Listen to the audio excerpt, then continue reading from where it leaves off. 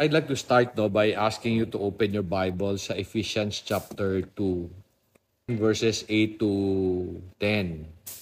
Alam ko, natin yung itong pinag-uusapan, parati itong nagdi-discuss sa simbahan, and this is basically the foundation of salvation sa Christianity.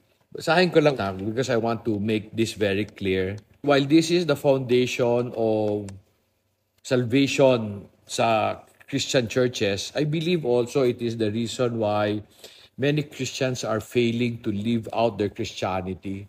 Kasi hindi talaga naiintindihan ano ibig sabihin ng Ephesians chapter 2, verse 8 to 10. Let me just read. Sabi ng verse 8, "For by grace you have been saved through faith, and not that of yourselves. It is the gift of God, not as a result of works, so that no one should boast. For we are His workmanship, created in Christ Jesus for good works, which God prepared beforehand that we would walk in them." The other verse na ginagamit ng Christian church for salvation to explain Christ is Romans 6:23. Alam ba niyo Romans 6:23? Siguro memorize niyo, di ba? Sabi niya, "For the wages of sin is death, but the free gift of God is eternal life through Christ Jesus our Lord." So doon umiikot ang concept of salvation, and I'm sure you've heard this many times.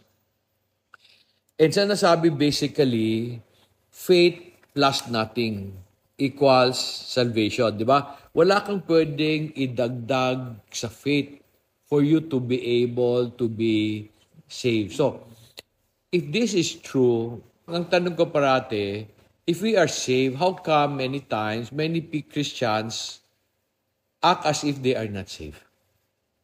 There's a lot of people worrying about their future. In fact, they worry about the basic things. Even natatakot pa rin sila pag mamatay sila. Many Christians, kung nandiyan si Christ, dapat you should have changed. Pero bakit hindi nakikita sa karamihang Kristiyano ang salvation nila? In fact, ang totoo lang, many people get disappointed with Christians. Diba, sinasabihin ba kayo, Kristiyano ka pa naman? Diba, maraming ganun, diba? Kristiyano ka pa naman. And people get disappointed. So, bakit ganon? Bakit yung foundation ng faith often parang naki-question yung salvation natin? Ang gusto kong gawin is to review the different words na ginamit dyan sa Ephesians chapter 2. The word grace, faith, gift, and other things, no? So, let me start by asking you a question. What is grace ba? Unmerited favor. Okay? Sa inyo, yun ang unmerited favor. When I check the dictionary, grace means mercy or compassion.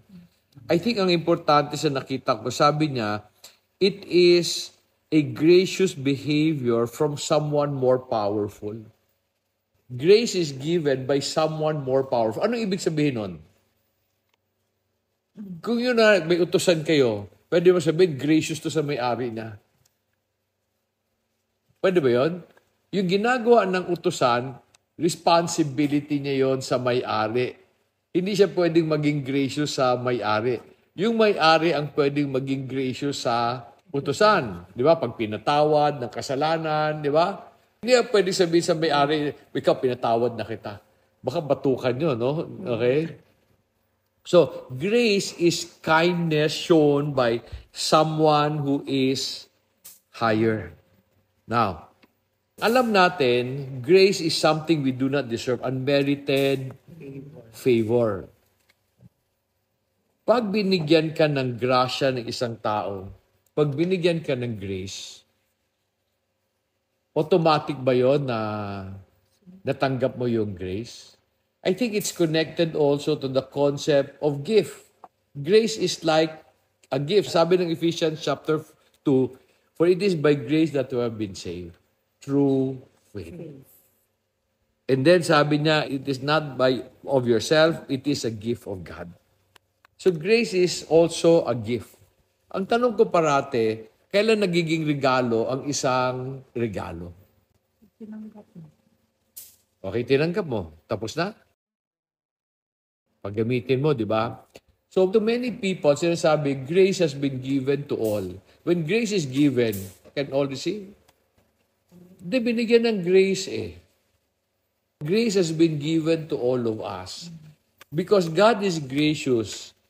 I think diyan na nagkakaroon ng problema ang Christianity only because you say, I accept your grace, o hindi, because Christ died, feeling mo automatic na nasa iyo yung grace. Yun ang pati ko sinasabi, grace is offered, but not everybody receives grace. Because only those who receive. Di ba now? How do you know na you receive? Balik tayo dun sa formula na parati pinag-uusapan. Faith plus nothing is equals to salvation.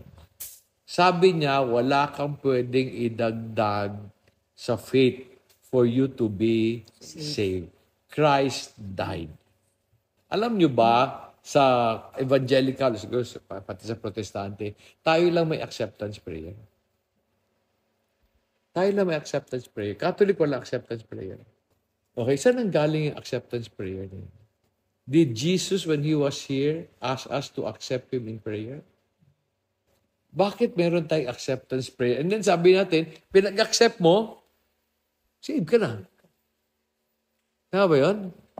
Totoo ba yun? Ako, people always debate with me kasi I don't believe na porkit nag-accept ka, you're going to heaven. So people debate with me.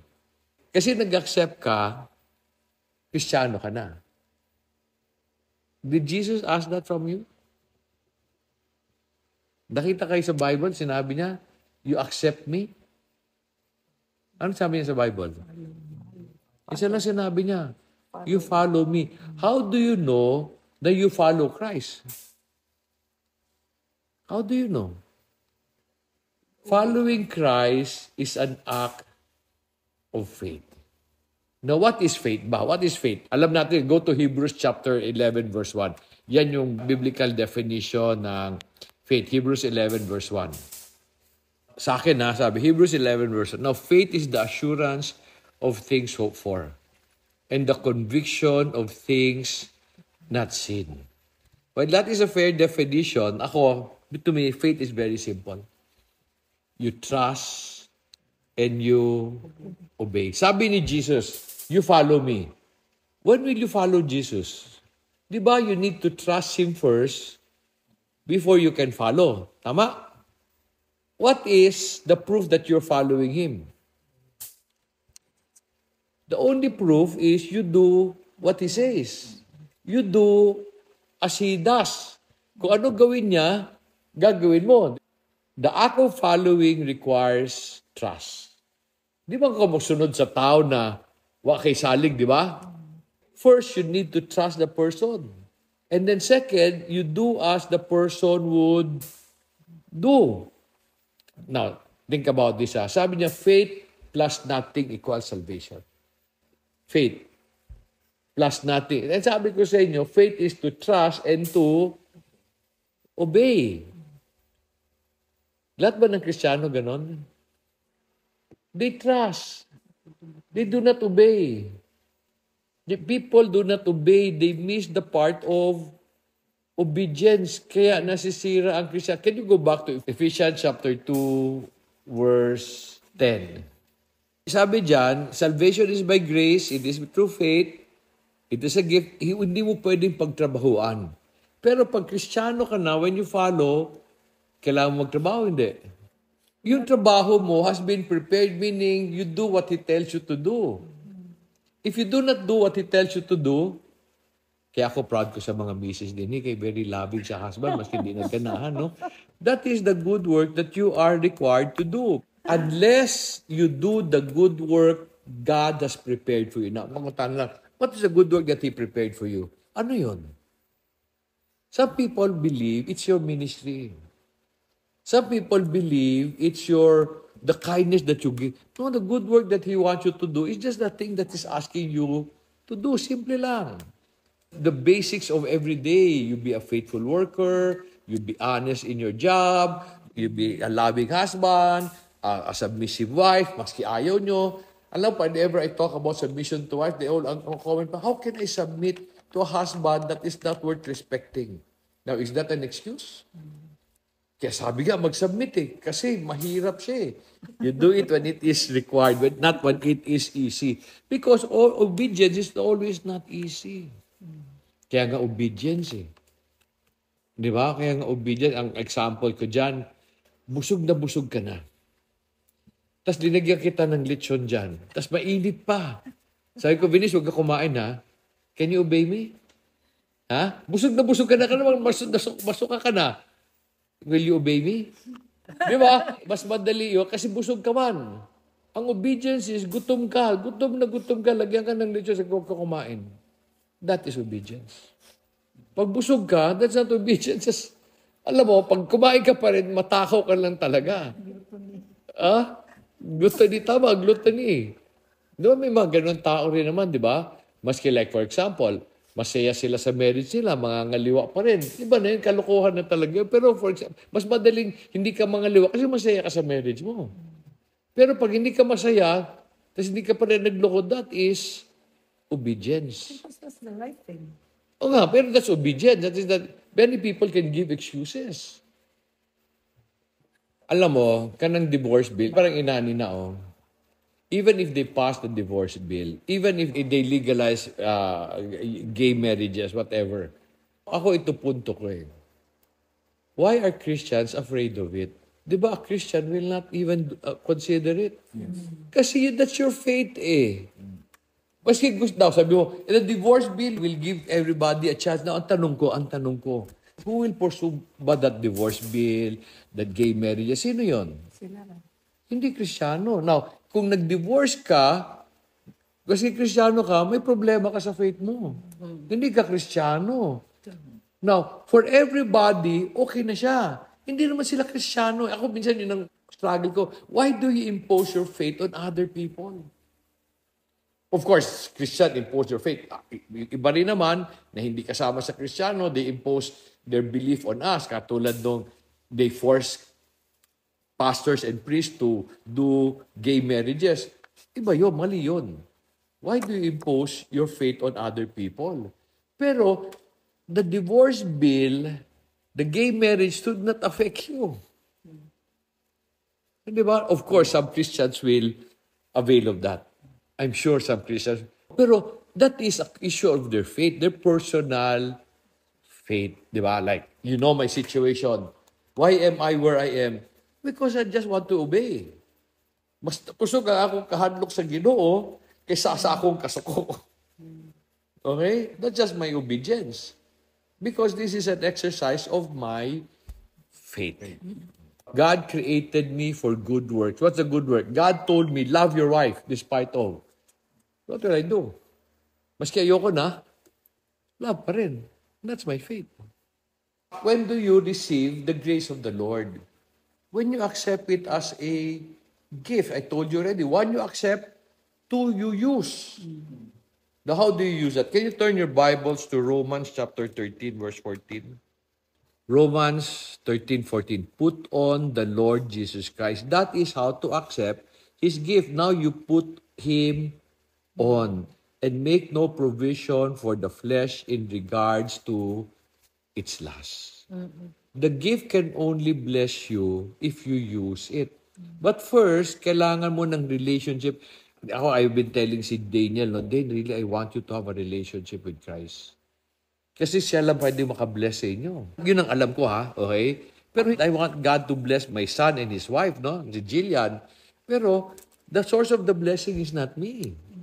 The source of the blessing is the Lord, and it's always a personal thing. It can never be a part of a group. Para bang, my faith, it can never bless you. Bible study tayo. My obedience cannot bless you. My obedience can bless me. Your obedience can bless you. Kaya ang barata ko napipikon, pag may narinig ako, mabuti pa tayo kaysa sa kanila. Ano man diyan? Di ba? Napipikon ako pag may sasabi, mabuti pa tayo mga Kristiyano kaysa sa kanila. Hala ka.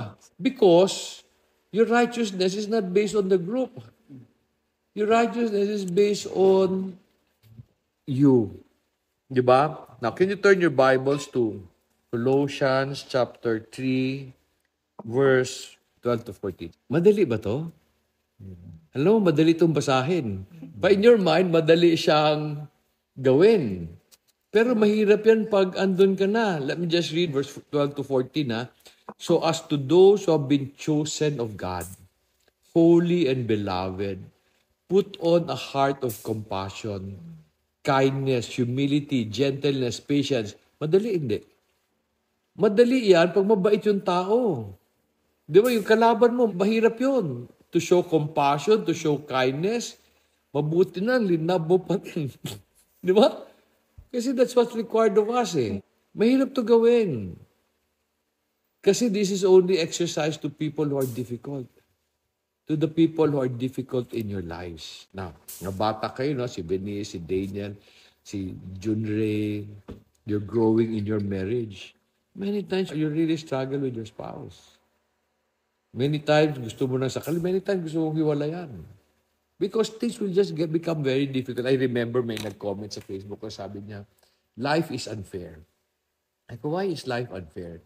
Because some people, maganda yung sitwasyon, some people, hindi. Ako, I really believe all of us will go through difficult situation and good situation. Di ba? Life will reward us when we respond properly to the bad situation. Life will always be fair. Kaya ka lang nahirapan because you did not respond properly to your situation. No, Kristiyano tayo. Pati namin sinasabi, di ba? Hindi lahat ng nasa garahe, kotse. Hindi lahat ng sinabing Kristiyano. Na, supposing, like for example, nag-commit ng adultery. So sabi mo, Kristiyano ka pa naman. Ang tanong ko, Kristiyano ka ba talaga? Kasi kung you allow that, hindi mo pa rin talaga naintindihan. Na ang tanong lang, how do we respond? Ako, ganito ako. When the person is in sin, do not associate. Pero, it is our role to help the person. I think kailangan niyo maintindihan. Can you go to Galatians chapter 6, verse 1? Brothers, if someone is caught in a sin, you who are spiritual should restore him gently. But watch yourself, or you also may be tempted. Okay, sabi niya, watch yourself. Ano watch? Why do you watch yourself? Kasi baka mamaya ikaw makagawa ng kasalanan. Not the same sin. But ikaw, like, I hope my son will not mind, no? Si Daniel sin. After that, what is my role? My role is to restore. It is not to punish anymore. Bakit? Kasi I'm sure sila ni God, nagkaroon na sila ng sarili nilang punishment. Nalala niyo yung father of the prodigal son? Di ba, I always ask, why did he not punish? Di ba, kung ako yun, papunish ko yun eh. Why did he not punish? Why did he embrace the son? Kasi alam niya na punish na eh. Our role is to restore. By attacking them, sometimes alam mo, you have to understand some people are in sin kasi gusto nila. Some people are in sin, pero ayaw nila. They're trying to look for a way to get out. If we condemn them, they will not go to us. Okay, if we condemn them, I'm not saying tolerate the sin, Para bang nagabit na sila, pinatira mo pa sa bahay mo, pinakain mo pa, iba yun. Di ba? You're tolerating that. I will not associate with them kasi gusto mo yan, baka madamay pa ako. Pero pag natapos na, it is now my role to restore. I hope my son understand also. Kasi nung maliit pa yan sila, sinabihan ko yan sila, whatever sin you commit, you come home. Ayusin natin. Because that's what the father of the prodigal son did. Diba? Kasi for a long time, tanong ko, ba't hindi niya pinagalitan? Ako gugulpihin ko yun. Then I realized, ba't pa niya papagalitan? May consequence na yung sin na yan. Ang role lang natin is to restore. Hindi ko sinasabing huwag kayo magalit. It's a natural reaction. Pero hindi rin tayo pwedeng mag-condemn because only God can condemn. Di ba? For example, bumalik na. How can I condemn? Inaayos na yan ni God. My role is to help restore. Ako yun ang belief ko. Parang, kaya nga, kung babalik tayo dun sa binasa sa Colossians, di ba? Sabi dyan, in verse 13, bearing with one another, forgiving each other. Now, ang tanong, kailan ka ba magko-forgive? Sinabi na yung Bible yan kailan ka magko-forgive? Di ba when he repents? Sabi ng Bible, if your brother sin and he repents, forgive. Repentance is not saying nakasala ako. Repentance means I'd like to correct it already. Yeah. Na pag nag-correct na, now we bear one another. Now we forgive. Now we restore. Okay? Kasi, tas verse 14 says, beyond all this, put on love, which is the perfect bond of unity. Ako, ang belief ko, we are God's instrument of love. Kaya na-disappoint ako sa Kristiyano pag nag-aaway-away tayo tungkol sa grupo natin. I really get disappointed. Bakit kay ganon? Bakit kay ganon? Mabuti pa kami. Because Christianity is just about you. It's not about your group. Ang tanong ko lang, are you living out your faith? And faith is you trust and you obey. You cannot pay for your salvation, tama yon. But if you have faith, you will act in obedience. Ako why did I pursue my son? Okay? Kasi sabi ni God, if I'm just an ordinary father, I would have maybe done something stupid. Now, you know my situation with my wife, hindi pa ayos yan. Pero pag naayos yan, ano choice ko? Sabihin ko, hindi. Is that a choice? Paggalitan pa ako ni God. Pag hindi na nangyari, God allowed. Pero if there's an opportunity to reconcile, what's my choice? Kristiyano ako eh. Yun ang point ko. Minsan nasisira yung Christianity only because we choose what to obey or not to obey. Tapos minsan sabi pa nila, wala na tayong dapat idagdag. Wala ka naman dapat idagdag sa salvation. Pero you need to live out the good works that He has prepared for you. The good works is not ministry. Kaya, It's just the daily thing. Husband, love your wife. Wife, submit to your husband. Kailan magsasubmit ng wife sa husband? When they are not worth respecting. Pag ayaw makinig sa'yo, kain pa rin ang kain ng kanin. You still submit. Alam mo, mahirap maging Kristiyano, ha? Pero maganda maging Kristiyano. yeah. Okay? Mahirap kasi many times you are asked to do things na ayaw mo. Pero when you do them, God will reward you. What do I mean? Can you turn your Bibles to James chapter 1, verse 17? A gift has been offered. Sabi diyan, every good thing given, every perfect gift is from above. A gift has been given. The gift is supposed to be a blessing. Pero to many Christians, it is not a blessing because they are forced to do things na ayaw nila. Yun, hindi pa sila believers. Minsan lang tayo, ako yun ang kukuhan ko, do not impose on others your faith. Doon tayo nag-aaway. Like for example, I'm sure meron kang kilala, badlungon na pastor. Badlungon na pastor. Dapat ganito yun sila. Totoo naman dapat ganun sila eh. Pero totoo, hindi sila ganun. Kung kain lang gawin yon, hindi talaga sila Kristiyano. Many Christians know. But if you do not do, then you have no faith. Because you're not ready to follow. Di ba? Sabi, beware of false prophet. Kasi marami sila. Now, are these people really sinful? Minsan isipin mo, hindi eh. Alam mo what's wrong with them? Hindi lang sila maka-obey. Okay? Yung sinasabi nila, hindi lang magawa. Kaya hindi na kumpleto. Ako, I believe even those who are in sin do not want to be in sin. Hindi lang na makontrol sarili nila. No, kaya nga, hindi lang ginusto. Now, if they stay, in despite of all counsel, gusto nila yon. Di ba? Ang issue na niyan, nasa Romans 10:26 yan, di ba? If you willfully sin. Iba, andun na sila, hindi sila makalabas. Kaya nga kailangan nila tayo para makalabas. Pero i-condemn na ni mo, samot na, di mo gawas din na. Di na mo dagan sa imo, mo dagan gud na sa uban. Diba? Ganun ginawa ko sa anak ko. I want my son to run to me. Ako, ito ang basihan ko na hindi porket save ka na. Hebrews 10:26, verse 26, sabi niya, for if we go on sinning willfully after receiving the knowledge of truth. Ano ibig sabihin? Alam ko ano tama eh. Pero hindi ko ginawa. Can God still accept you? Kasi insulto yun. Alam mo kung anong tama. Buti pag hindi mo alam eh. Kaya every time nga may mag-train sa similya, kawawa kayo. Nag-attend kayo sa similya. Patay kayo. Di ba? And then sabi ng verse 27, but a terrifying expectation of judgment and the fury of fire which will consume the adversary. Let me read verse 28. Anyone who has set aside the law of Moses dies without mercy on the testimony of 2 or 3. So ano ibig sabihin? Tinabi mo eh. Alam mo eh. Mabuti pa yung hindi mo alam. Di ba? A good example of that is Abraham. Abraham lied many times. Pinatay siya ni God? Hindi. Hindi niya alam mali ang lying. He was pagan eh. Ananias and Sapphira lied about their land. Can you imagine? Lupa lang. Pinatay ni God. Because they know eh. So, kaya delikado yung ganyan. You do it on the last day, tapos sabi mo, total, tinaccept ko, punta akong langit. Kaya nga ako takot eh. That's my fear. Nasayang lahat ng natutunan ko, tapos gagawa akong kasalanan ngayon, patay tayo nito.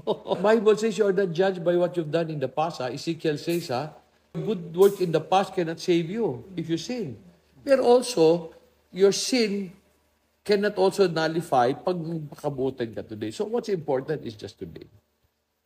Simple lang yan. Just today. So do not take your salvation for granted. It is hard. It is also good. Ako, words ko, be careful. Do not also judge. Because you don't also understand the situation nila. Parang ganito lang yan eh. Ako, believe ko, no one wants to be in sin. Nobody. Kasi magulo eh. Pero sometimes they just don't know how to react anymore. Madali sabihin sa atin when we are not in sin. When you are in sin, mahirap mag-react. So ako, I would try to not judge. Kasi hindi ko naintindihan ang sitwasyon niya. Ako, do your part. When I see sin, I confront sin. Pero pag nag-repent na, no, it's my role to restore. So that's the only role I have. Paano yung kasalanan niya? Sila ni God yan. Hindi akin yan. Sila ni God yan. Minsan tayo, mga tao, gusto natin, we become instrument of punishment. That's not our role. Kasi ako yun na-realize ko. Whatever sin they commit, I should not add to that. Yun ang belief ko. Okay? Para rin yan sila Paul. Si Paul may makasalanan. Pag nag-repent, mabilis si Paul tumulong. Pero that is not your role to judge. That is God's role. Balik tayo prodigal son. Di ba pinanis nga ni God, kinuha niya lahat? Pinakain pa ng pagkain ng baboy, hindi ba punishment na yon? Dapat wag natin dagdagan. Ako yung lang tingin ko, wag natin dagdagan. I'm very strict with my people. With my people. If they're not my people, I cannot be strict. They're not under me. But at the end of the day, yun ang tingin ko.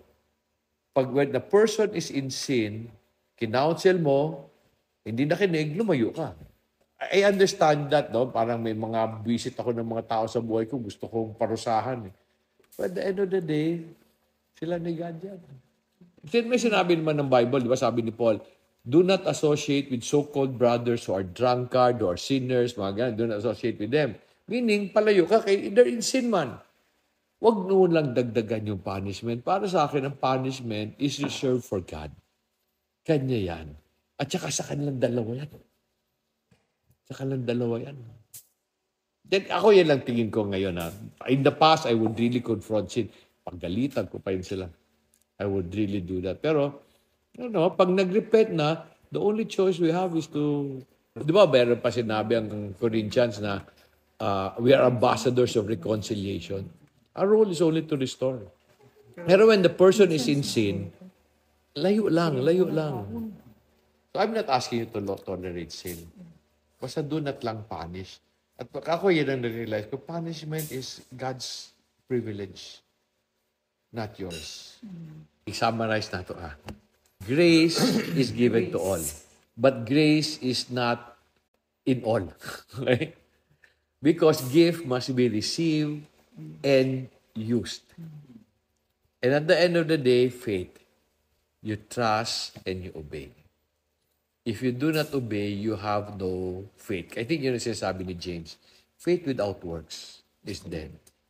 Faith without obedience. Now, faith na nagkakwarta, nitabang ka, walang silbi yun. Kung hindi ka obedient. At the end of the day, faith must be seen in your obedience. Alam mo, Christianity, simple lang God's not even asking you to do great things. God's just asking you to be obedient every day in the small things.